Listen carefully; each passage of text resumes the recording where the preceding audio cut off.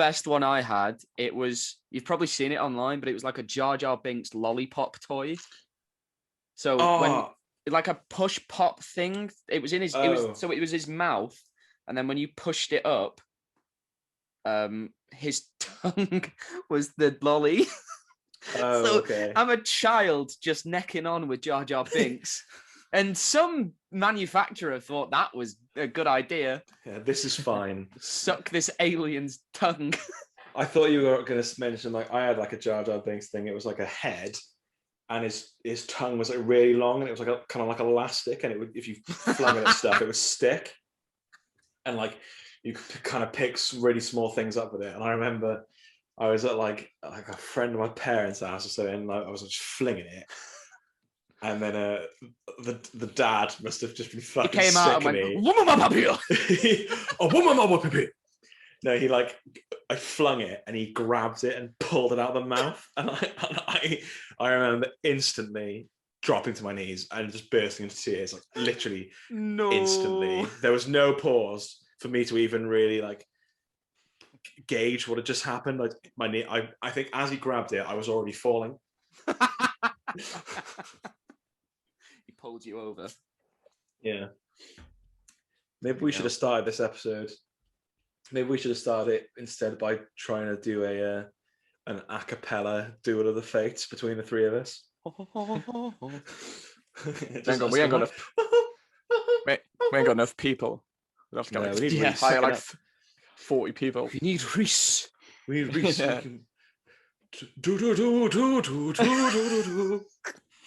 Give it a bass. All right, what's up, guys? Welcome back to the Keeping It Real podcast. As always, I'm James, joined by Jack and Calvin. Before we get started, make sure you follow us on Twitter at Keeping It Real UK. For now, you can find links to all our streaming platforms and social media. Today, we're doing something new. This is our first episode of what we call this Keeping It Real Ranked. Keeping It Real Ranks. That makes it sound like we stink. Keeping It Real reeks. Keeping it. We definitely should have discussed this before.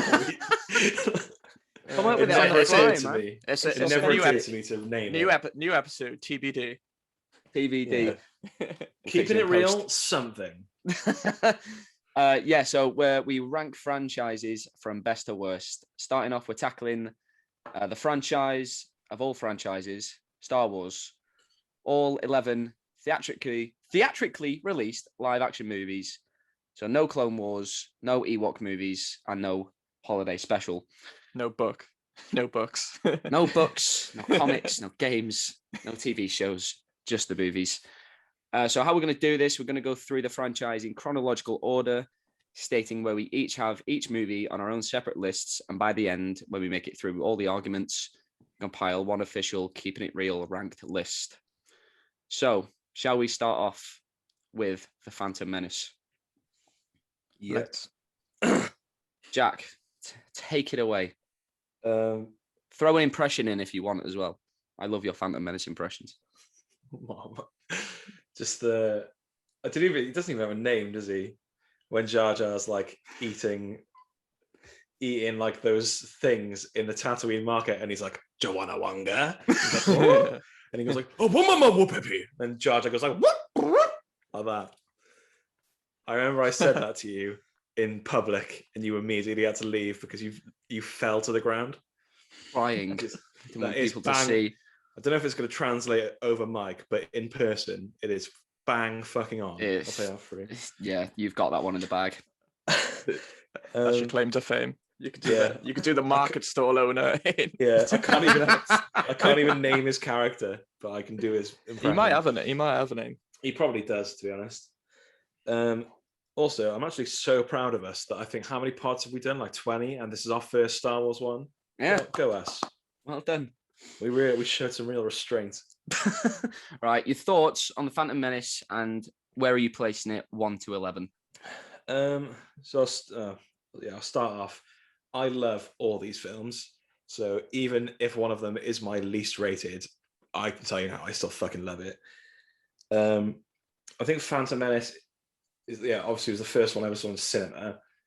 I was like 6, and I remember. God, you're old.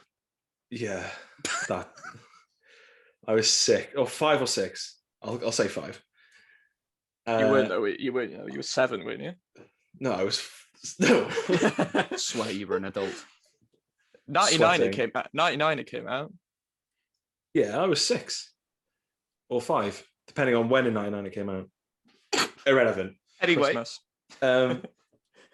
I remember that film was like pure nostalgia for me. So I literally remember the moment where you see like Darth Maul in front of Qui-Gon Jinn and Obi-Wan, and you hear the doom, and then you're like, yeah, it's gonna be sick. And then you just hear the second doom. I was like, I lost my mind.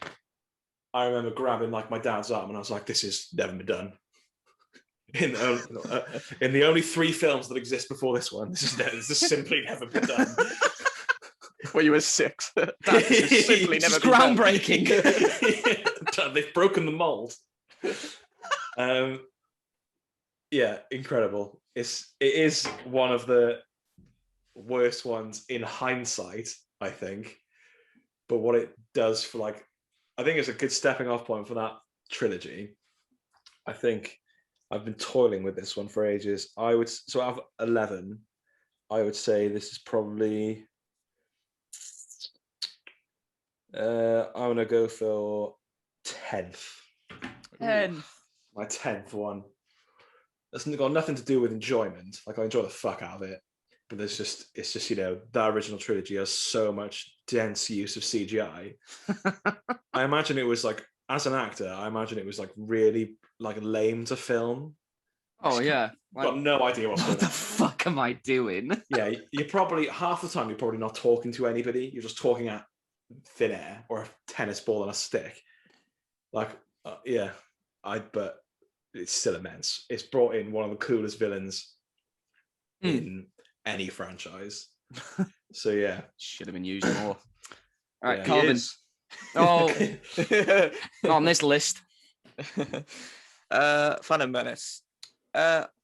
Yeah, same. I don't think this film is by any means great. A lot of it is nostalgia based for me, but there are a few bits of it where I'm like, this is good stuff. Like the Duel of the Fates, that elevates this film so much higher on this list just for that last 20-minute fight. Is one of the best Star Wars duels there is, and it's got. And I was thinking about it. This film's got like quite a lot of things I actually do like. I love Qui-Gon Jinn. I think he's like one of the most interesting Jedi. Like out of all of them, he's the only one who seems like he hasn't lost sight of what they're supposed to be about. Yeah. I love the pod race. I think the pod race is great in this. There are a lot of things, and then there are a lot of things that are wrong with it. Like, one of the characters I'm not going to mention. But the whole thing that bugs me about this film is that, like Anakin, when they initially say like, oh, Anakin, there was no father and stuff, because that is like the original Star Wars trilogy was like the hero's journey. You familiar with the hero's journey? Yeah. It's like a device where a hero, the common hero tropes, like that journey they go on. Yeah. And I think in this George Lucas took it a bit too far with the sort of virgin birth aspect of it all, and then leaning into like I think they sort of almost ruin the Force by going on about like midi-chlorians, bringing those into it, and sort of I felt like that just sort of took the magic away from it being in like people's blood and stuff. Yeah, they took away the magic and sort of like they tried to quantify it, and you've got also, this much force. Yeah. Also, I don't really, I've never really resonated with the like the B1 battle droids. I've just always found those really annoying, and they sort of like Roger. They dumbed the tone down too much for me. Where I think they could have been explored in more interesting ways, but I get they didn't have the time to do that. But yeah, I think that really like those as villains are a big step down from going from stormtroopers who are actually people with certain ideologies. A lot of the CGI is very poor, even though now we consider, Industrial Light and Magic is like the leading. So this is like them. I give them credit for like this is them like experimenting until where they got today. Yeah, I'd probably put this as my number 8 Number 8. Cool. Yeah. I'm gonna go right in the middle of you both. This is my number 9. Like you were saying with the battle droids, because they are so dumb and kiddie. This is a children's movie. It is. Star Wars is for kids, but this is so overly complicated. Like when I was a kid, I didn't even realize until a few years ago. I was like, 3/4 of this movie is about fucking trade routes and federations and blockades. I'm not sure I What fully was- grasped. What was I'm he not sure I thinking? fully grasped the plot until I was in my 20s. I don't know. I feel like I get that's for the kids, but I wouldn't say Star Wars is strictly just for kids. I think it's sort of moved after the original trilogy. I think it moved to something more, and I do like that where he was trying to go with it. It just needed like it seemed like if these films were going to be made today, they would have most likely been a TV show because that's where a lot of like big stories are going now. But yeah, that's what part of the reason I really like the prequels is because he had a vision and he really went with it. Oh yeah, But yeah. the execution just isn't quite there. My problem with the Phantom Menace is when I watched them all again, this is the story that I think we could have started a lot later on in Anakin's journey. We didn't need to see him as an actual child. Yeah, and they try to make him more cute than sort of a child with sort of deep darkness within him. And Liam Neeson's great as Qui-Gon. I actually wish we got more of him because he is, like you said, he's probably the most interesting Jedi. Actually, you do if you read some of the books. Oh fuck that. James can't read.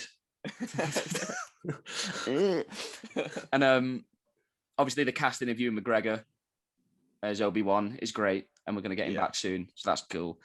And yeah, the score is incredible, and the lightsaber fight with Darth Maul still remains a series high. That's just some of the best directing George Lucas has ever done in any of these movies. We see it in like a different light now because I'm assuming we've all seen like that Dave Filoni chat where he's talking about like the implications and importance of that. Oh yeah, being like one of the most important moments in Star Wars history, and it does add up. Yeah, one of my favorite moments in the whole battle is actually when they take a break and they're blocked behind like the laser shield things. And Qui-Gon does his Qui-Gon force, he just it's relaxes. like gets all his energy. It's a force ability, isn't it? Like I can't remember what it's called though. Oh, everything's a force ability. Speaking of force abilities, they use that force speed run thing and never use it again. That is so funny. They only had one, did they? And they used it to get away from some droids. Yeah, destroy it. They use it once. They could have been. It's brilliant. They could have used it in so many other scenarios as well, and they just don't. He could have used it to save Qui-Gon Jinn. Yeah, go through all of it. He just doesn't do it. A weird movie. Definitely, I think the weirdest of the prequels. And an honourable mention to C.O. Bibble, if any of you know who he is. You know the old man. Oh yeah. He gets quite a lot. Yeah, he gets some of the best lines of the whole film. He's on Naboo. He's just like, he's on Naboo. Yeah. And he's like, he's like, the death toll is catastrophic. We must bow to their wishes. My favorite is contact me. He is so funny. I forgot about Captain Paneka as well. He gets shafted in the other two films. He was great in Lego Star Wars. Yeah. My favorite side character is easily the pilot of Amidala's ship. Padme's ship. Oh yeah, you catch on quick. I'm pretty sure that's the guy from Wayne's World 2. Is it? Yeah, you know where he's on about the M&Ms. He gives us like he's the one who delivers all the exposition about Coruscant. Yeah. The whole planet's a city. Watch him. He's just doing that the whole time. It's brilliant. I love it. Right, so we got that's at 10 for Jag, 8 for Calvin, and 9 for me. Let's move on. Attack of the Clones. Easy, 11. This is absolutely by far the worst one. Still not saying anything because they're all great. But so much of this film is just ridiculous. Like Hayden Christensen's acting in this is so wooden And like, I'm not sure if it's because he's a lot better in the next one. Yeah. I'm not sure if it's the script or like the direction he was given, but he is so. He has like no other like switch except for like angst. Like, Creepy. Yeah, and like it's just weird, and like I don't know, it really takes away from it. But yeah, again, I don't know if that's the direction, but he is so much better in the next one. This one's got like loads of cool bits, like memorable bits. Like it's got Django Fett, who is one of the, even though you only see him for like probably about 10 minutes on screen, he's one of the coolest characters that they've ever introduced. In his fight with Obi-Wan. And then you've obviously got the Battle of Geonosis when all the Jedi are like all together and all fighting the droids. That was a career highlight when I was a child. That was immense. A career highlight. Yeah, in my Star Wars viewing career. And I've watched it a lot. And then you finally get to see Yoda absolutely unleash. I remember actually laughing in the cinema because he was doing all those mad flips, and I don't know what I expected, but I didn't expect him to be so nimble. Like a bogey on a fishing rod. Yeah. Flung around that cave by Count Dooku. I suppose that's accurate. Never would have put those words in that order to make that sentence. But yeah. Again, there's more sketchy CGI in this one. His acting is so bizarre. And like, I feel like the moment as well where he kills all the sand people could have had so much more like weight to it, and like it could have been like a hugely emotional scene, but because he just, I don't know, it's really downplayed for me, where I think it could have been so good and so like powerful if done properly. So for me, this is definitely the worst one, but it's got so many highlights as well. I'd argue it's got more highlights in it than Phantom Menace, but I just think Phantom Menace does it all better. Phantom Menace is definitely like heavy at the end with the moments, just because of Duel of the Fates, really. Whereas this is some sort of nice, cool moments sprinkled throughout. Yeah, they're all scattered throughout. And this bit always makes me laugh when Anakin's flagrant use of the Force to cut a pear in midair. That CGI pear, a bite comes out of it before she even opens her mouth. It's the perfect cut as well. It's just such a perfect slice. It's just ridiculous. Right, Calvin? I am probably going to put it at number 10, and I bet you both can guess what is my number 11, but I'm sure we'll get to that later. Probably the same as mine. You're wrong. I've gone for this, basically. My disclaimer is that this film doesn't make me angry, which might be just due to nostalgia, because I loved it when I was younger.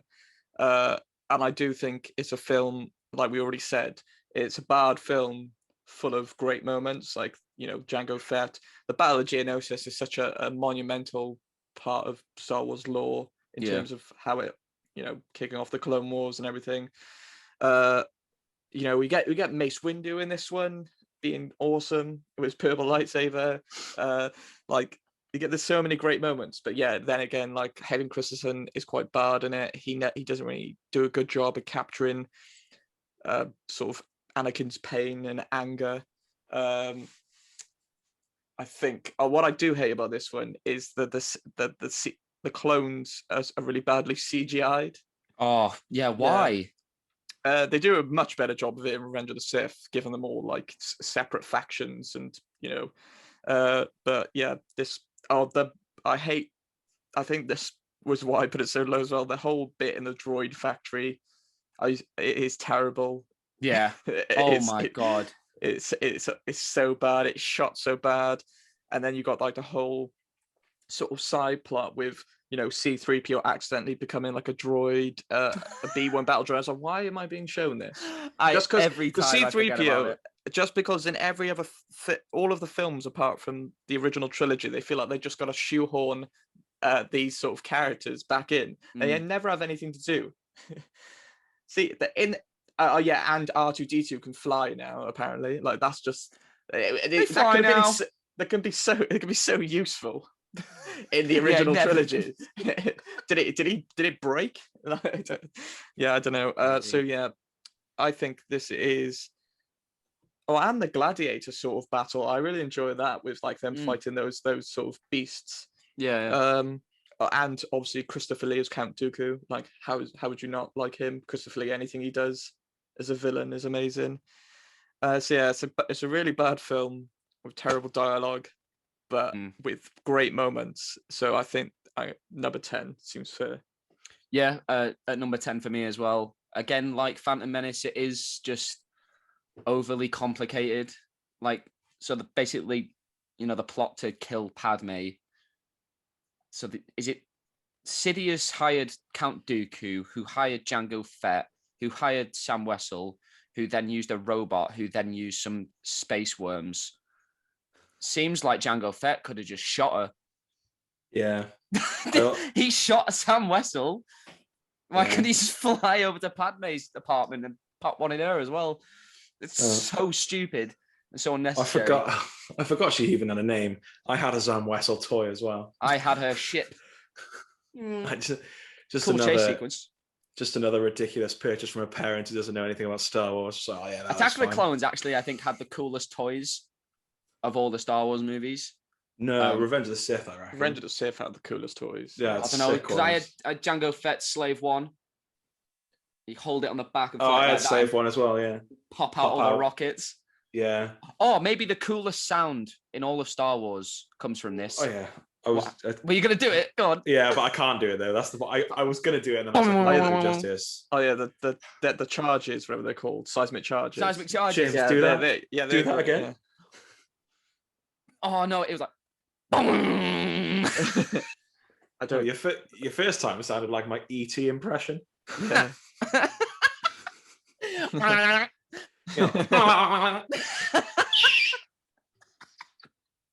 E.T. is also in the first film as well, isn't he? He is, yes. In the E.T. planet things. Speaking of cool toys, I used to have an E.T. where you pushed his belly and his neck extended out of his hood, and he'd go. I went through 3 of them. So my mum had to buy 3. Anyway, yeah, because obviously the factory scene is the worst example. The best example of this movie's over-reliance on CGI. 95% of this film just feels like it was made on soundstage. No one really knows where they are or what they're doing. The dialogue is so bad. The performances are even worse. There are some good sequences, but definitely the weakest of the prequel trilogy. Easily. Yeah, hands down. Yeah. Revenge of the Sith. Jack. Oh, God. This film is unreal. I thought you were either going to go unreal or immense, but no, this movie. I'm flustered. It's so good. Even thinking about it. Yeah, it's so much. He does it like Hayden Christensen is so much better in this movie, and he really brings it home. And then, well, we'll go as far as bring it home. Well, yeah. Definitely better than he was, but brings it home. As well as Hayden Christensen can in this role. brings it home but forgot his keys. Yeah. He has to climb through the window. Like the whole last 45 minutes of this film, for me, I just get lost in it. It's that fight between Obi-Wan and Anakin side by side with the Palpatine Yoda fight. With Duel of the Fates going on. Yeah, with Duel of the Fates. It's so good. Because I remember watching it in the cinema, and when they're like, you obviously know at the beginning, he obviously becomes Darth Vader. You know that Obi-Wan's not going to be all right with that, is he? So you know there's going to be some kind of conflict between them. But the whole film, you have that bit with them at the beginning, and then they essentially keep them separate for the whole film until Anakin comes to the terrible conclusion that he needs to join the Sith, basically.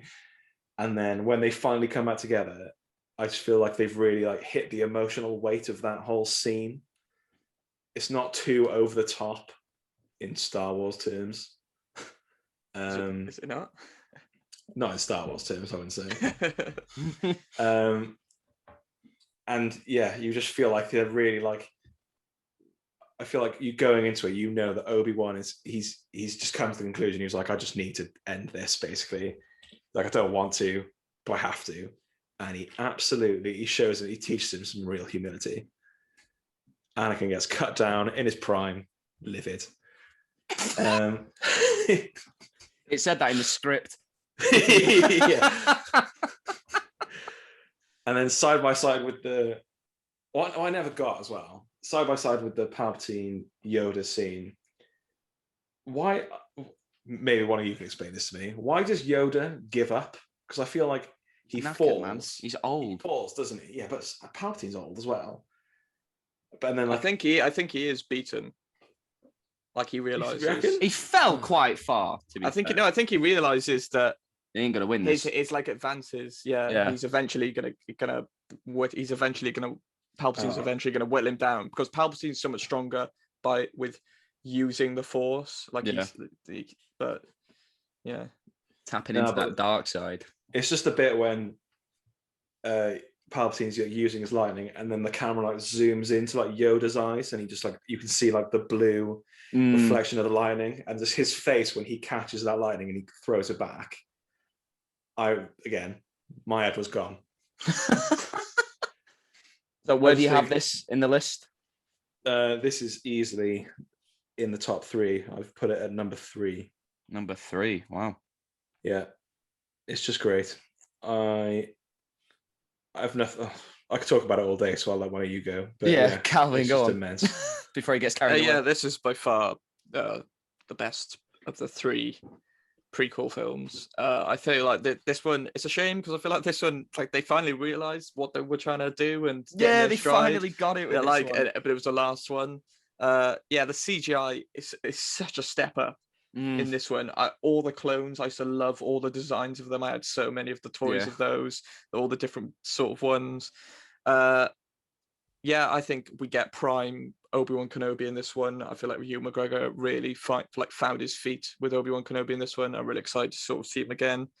Hayden Christensen, still okay in this one. I just love obviously we knew things are going to go really tits up in this film.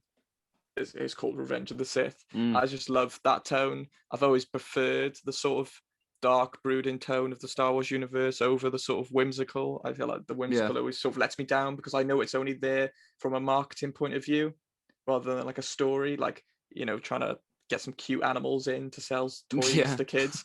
I love all the symbolism that happens in this film. I feel like we get the most of it here. Obviously, that duel fight at the end. It's not a Duel of the Fates they're playing over Anakin and Obi-Wan, is it? It's the Battle of the Heroes. Is that one? But on Yoda and Palpatine, Palpatine fighting Duel of the Fates. Yeah, because I love that score as well. Yeah. When Obi-Wan and Anakin fight, that's one of my favorite ones.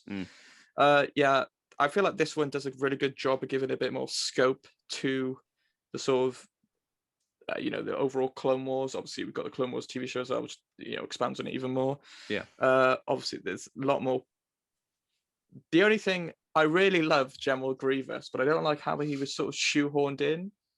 I'd rather because they only just thought of him here. I would have liked a bit of like them alluding to him maybe in the last one, or just like a little, But I get that he didn't have the idea until they were making this film. But that feels like the only part of this trilogy, weirdly, which feels like they didn't have like a plan on. They were like, oh, we need like an extra bad guy. Why don't we have this really cool droid commander? I feel this. I love the opening to this film as well. They're just straight into a starfight battle. Yeah, and then those droids. Then obviously, the start of Anakin's sort of demise Descent to the dark side.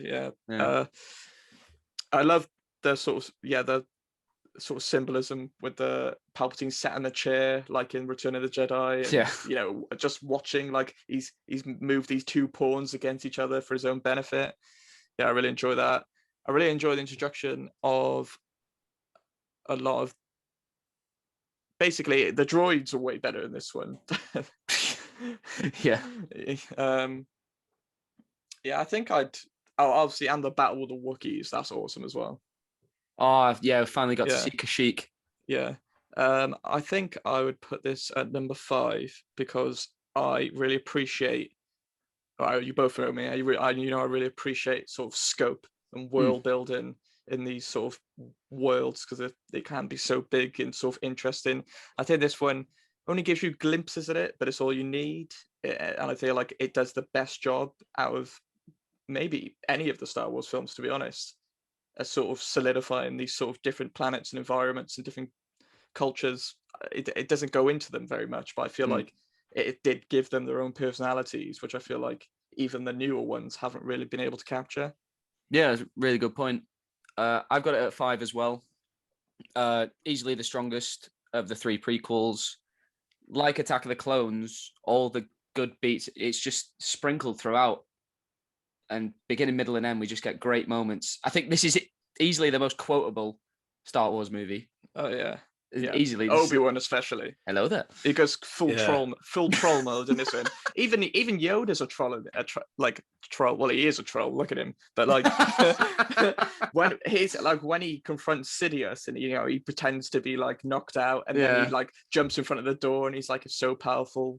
Why are you running?" Oh, yeah. That's good. Great. Yoda, some fresh Yoda shade. Yoda was so much. Because in Attack of the Clones, his fight on it looks silly, but in this, it was great. Yeah, like you were saying, Jack, when it zooms into his eyes, when he's holding back the electricity, incredible. Yeah, that's such a good bit. And Mace Windu defeating Palpatine in a fair duel, that is just awesome. Oh, apart from Kit Fisto was always one of my favorite Jedi, and they really did him a disservice. I was just going to say, I completely skipped over this. This film also has one of the worst bits when 4 Jedi Masters confront him and 3 of them get cut down in seconds. Which would be fine if they actually gave, if the choreography was good for the fight. Ian McDermott cannot fucking pretend who was he's the fighting. first one? Yeah. Oh God. Stacey Tin. Stacey Tin. He just goes. He doesn't. He's only got his lightsaber out, and he literally allows him to like pull all the way back and then just dive through his chest. And I'm just like, what is? If I was Mace, I'd be like, we need to obviously sort out how we give out the role of Master. He's probably still thinking how he pulled off that corkscrew. Yeah, when he does his screech, he just like, oh. Yeah, I love that. That is so funny. Especially Ian McDermott is so good at chewing up scenery. He literally excels at it when he's like facial expressions during that fight are incredible. What you were saying about Grievous, where like you weren't a fan of the no alluding to him or no build up. I quite like that we come into this movie in sort of like the middle of a story. You know what I mean? Yeah. Amidst battle, and obviously time has passed between Attack of the Clones and this. And I'm not a big fan of the Clone Wars TV show, but I like how that gap between the movies has given leeway for so much more content. Yeah, because if they announced tomorrow that they were going to like do a live action TV show exploring the Clone Wars, I'd be absolutely fine with that. Oh yeah, entirely. I think in that period there's so much room to explore, but obviously now they're making even more periods. Yeah. That's what I want from Star Wars. I want them to explore some different times within. Well, they are. They've just announced the High Republic. If you are interested in any books. Nope. Right. So after Revenge of the Sith, so we've got that at 3, 5, and 5. Solo next. Yeah. So I really like Solo, but I do have a lot of issues with it. I think it's so difficult to make something based off a character who already exists that people like. He's you could argue he's like just as big as Luke Skywalker, in terms of his character. He was always a fan favorite. He was my favorite when I was a kid, and some of his charm in those films is almost like the myth and legend around him, like when he says he does the Kessel Run in like 12 parsecs or whatever. And just all this like cool stuff you hear about him. Some of me wants to see that, but then there's also a big part of me that doesn't want to see it because it's almost bigger and better in my head. I love that parsecs joke, because obviously a parsec is a measure of distance, not time. Yeah. Yeah, it's so Yeah. funny. So you did it at not you did I don't know what speed you did it at, mate. Yeah. But there were, and he's so good at it that I feel like Alden Ehrenreich he just had such big boots to fill, and I think he did a pretty good job. He makes it his own, as opposed to doing an impression, which I really like. Yeah, but I just feel like it was just too big to go in for. I'm glad the film exists. Like, I do really enjoy it, but yeah, some of it is just, I would have preferred there to be mystery. And obviously at the end of it, they set up, I think they were going to do Something. 3. Weren't they going to do like 3 solo movies or something? I don't know what they were thinking. Don't know. So, and you get that like cliffhanger, which obviously unveils Darth Maul, which I would love to see. Just Maul at this point. Sorry, Maul, yeah. Yeah. They unveil Maul, and I would really like to see him again in like the live action, like, I don't know, TV or movies. But it's kind of like, how is this ever going to work? Because in A New Hope, Han Solo is very explicit that he doesn't believe in the Force and doesn't like understand Jedi or anything. So surely in these films he could never meet Darth Maul. Yeah, exactly. Because that would just go against what he says in the first film. I really like Donald Glover's Lando. I just loved their dynamic together. I mean, I'll watch Donald Glover do pretty much anything. Yeah. So it's not even really fair. I thought he did a pretty good job. And it was just interesting to see their dynamic together. I think it did work really well. And obviously they're doing a Lando TV show now, aren't they? They are, yeah. I forgot about that. Yeah. So we're gonna get more of him, which I'll never turn down. And isn't, I think, what's Woody Harrelson's character called? Beckett? Yeah. Beckett. Yeah. Isn't that based on, like, Cal, you'll know, isn't that based off something that already exists in like the books or something, his character? I don't know. I've never even heard of his character. I think it is. I'm not sure it's like the same name or anything. I just think he's based off somebody as like essentially his mentor. I thought that was a really cool like relationship as well, where he's literally tells him day one, don't trust anybody, and then they're just betrays him. Yeah, they're both just betraying each other. So it was a really like fun like back and forth they had. I thought like the main, so Woody Harrelson, Donald Glover, and Alden Ehrenreich were by far like the best parts of this movie. Yeah, I just think they could have left some mystery to it. So I've put this as number 9 for me. Number 9. Calvin? Yeah, I've got it at number 9 as well. Oh my God. I don't mind that the film exists. I think it does a decent job of what it tries to do. But yeah, like trying to recast an actor now that no one really asked for this film. I suppose no one asked for any of them, but like it wasn't something people really wanted to see.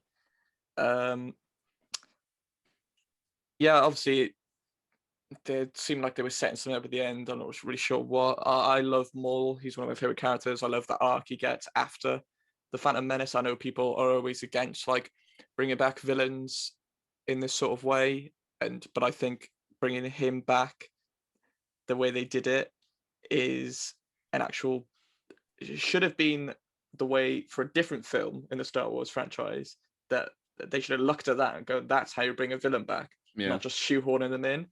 So I love Maul. Donald Glover's Lando for me is the highlight of this film. I think he's the only one who should sort of stick around out of the cast. I've never really resonated with Emilia Clarke that much outside of Game of Thrones. She's never really done it for me in any films. I actually really liked Paul Bettany in this film. I quite enjoyed Dryden Voss. But obviously he gets dispatched pretty quickly at the end. Yeah, it was supposed to be Michael K. Williams as well, wasn't it? Yeah, he was in mocap. But I think he couldn't do reshoots. Do a reshoot, so they recast the whole role. Yeah. So number 9, I feel like it's not a great film. It's okay. I feel like we really didn't need to see it. This gap didn't need to be filled. So, yeah, number 9. Fun adventure movie. I think I really would have loved to see the Lord and Miller version of what this was going to be. Yeah. I forgot about that. Obviously, they weren't happy with the route they were taking it. Apparently, it was like a wacky comedy. I was like, well, you did hire 2 comedy directors. So apparently they encouraged like improv, basically. I remember the articles were coming out, and apparently someone likened Alden Ehrenreich's performance to Jim Carrey in Ace Ventura, and I really want to see that. That sounds fucking weird. Yeah, release the Lord of Miller. Yeah, man. Well, it never got finished. So Ron Howard stepped in, just made a fun action movie. It doesn't really add anything to the Star Wars saga as a whole. Alden Ehrenreich, I thought, actually, he's my favorite part of this movie because he doesn't just come in and do a Harrison Ford impression, which I was worried about. He just makes Han his own. And I really like that. That's why I'm not such a big fan of Donald Glover as Lando. So I just thought he was doing a Billy D. Williams impression, and which it was fine, but that's not what I wanted to see. I don't think that's as impressive, really. The humor worked. I really liked the relationship between Han and Chewie. I thought Emilia Clarke was quite good. I was a fan of Paul Bettany in this as well. Obviously, the fucking Solo name origin is that's awful. terrible. Yeah, that's really bad. Why couldn't his second name just be Solo? It's Star Wars. Skywalker is a real last name in Yeah. Star Wars, so why can't Solo be? Or Darklighter. Anything, yeah. Yeah. But I've got this at 6. I think this is a really fun movie, and I've gone back to watch it a few times. I will say though, the cinematography isn't great. This movie's way too dark. It's very dim, and for some of it, I'm like, what the fuck is going on? But other than that, really like this movie. So that's at 6. Jack, Rogue One. We're gonna get here. We go. It's gonna get controversial from here on now. I'm gonna spit at you over the camera when you do this. I loved this film. I think it's the closest. It's basically the Star Wars version of like them trying to do like a Vietnam War movie. I absolutely loved it. I think it's the grittiest one we've got so far. I enjoyed how like the characters, you know from the off, these characters are basically going to die because you've never heard of them. Like in A New Hope, they never name anyone who got the plans. They're just nameless rebels. And in this, I think they did a good job to try and make them all like unique, but also like I don't need what's his name? Bodhi movie. Bodhi Rook. I don't need what's Donnie Yen's character called? Oh, Chirrut Imwe. Chirrut Imwe and Baze Malbus.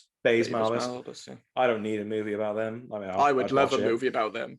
I'd watch it, but I don't. At least the make Guardians me of the fucking Wills. care about them. Yeah.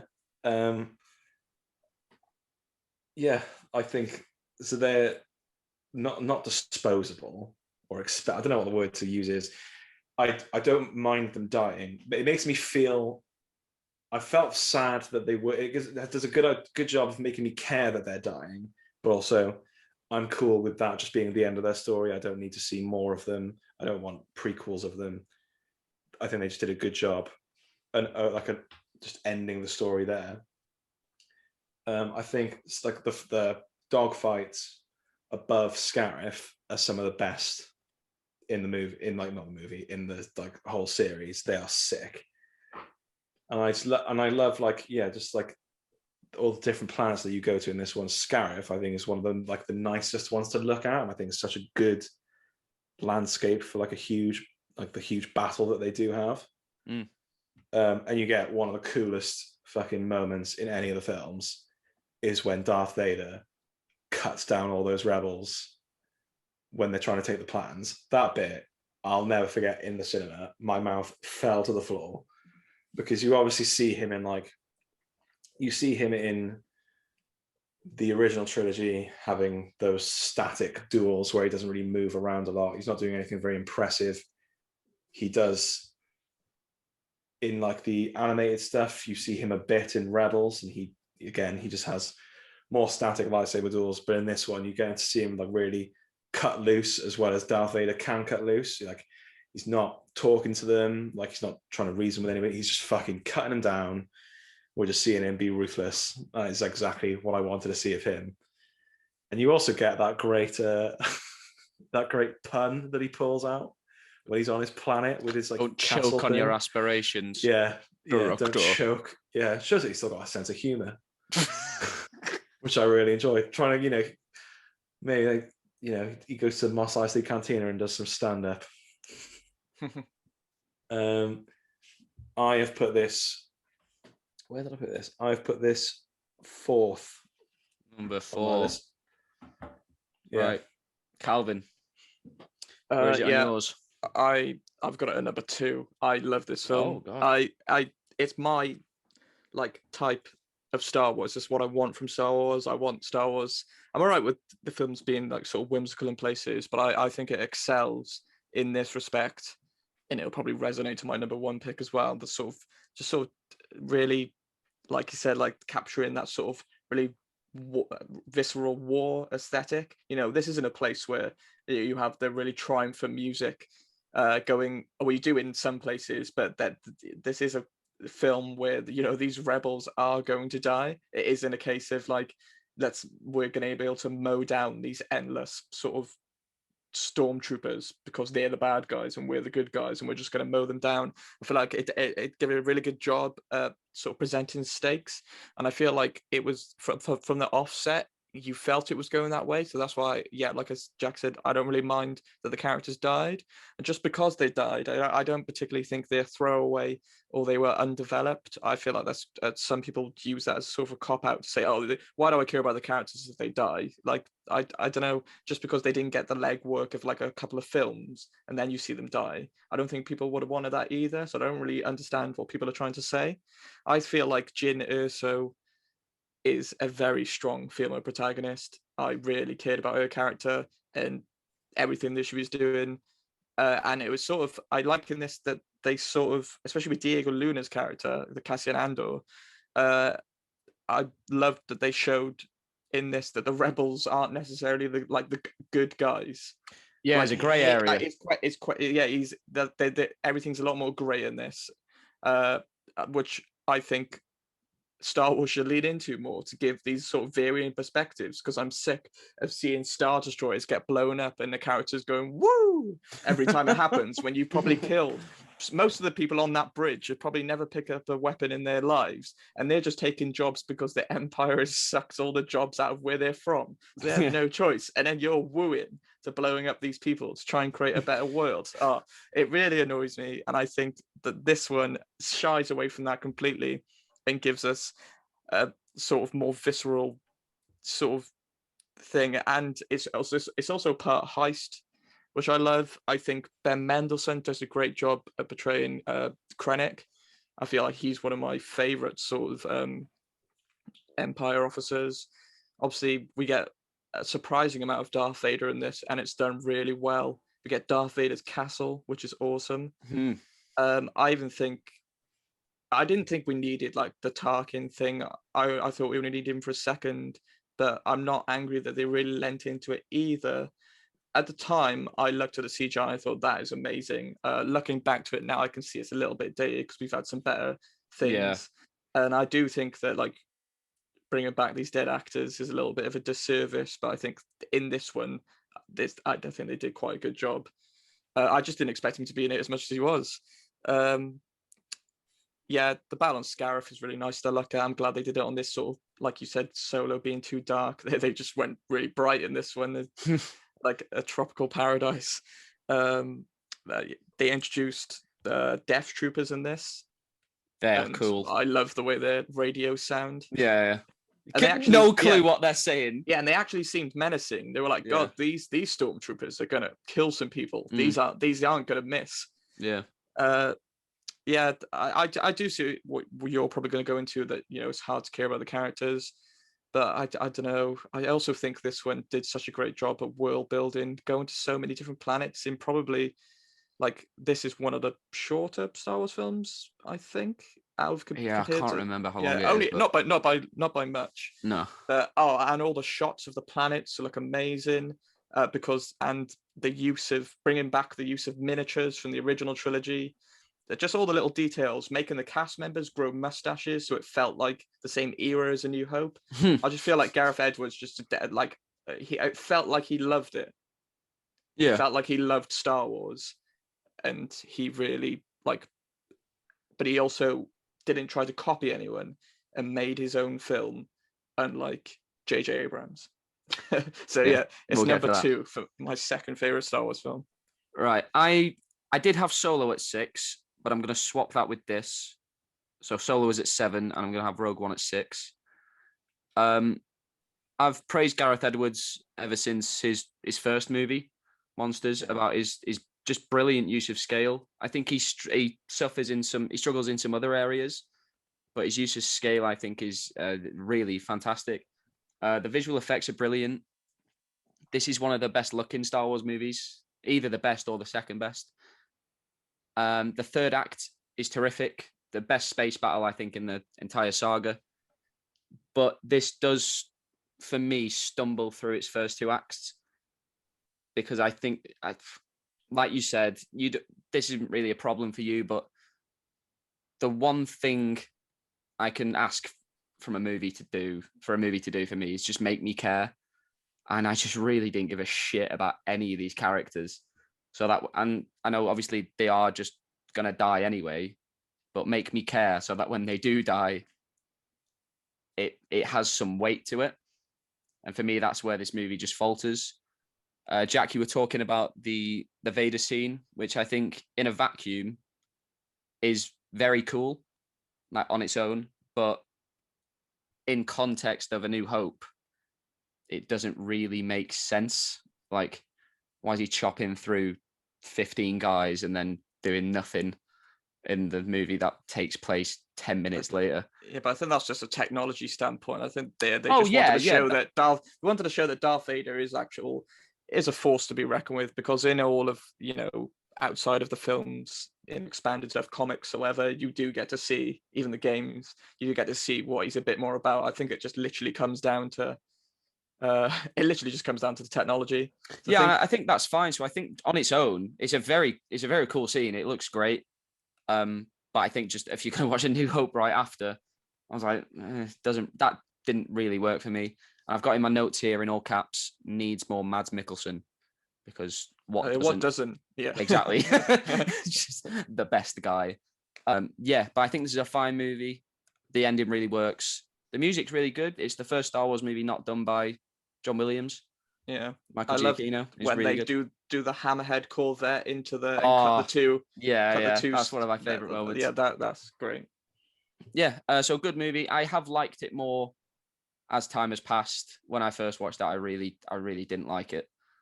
But so that's number 6 for me. That is going to be it for part 1, guys. We went a bit over our usual recording times. We've decided to split this episode into 2. Part 2, which covers episodes 4 through 9, will be out tomorrow, so we'll see you then. In the meantime, please like, subscribe, and share on your preferred streaming platform. And as always, keep it real.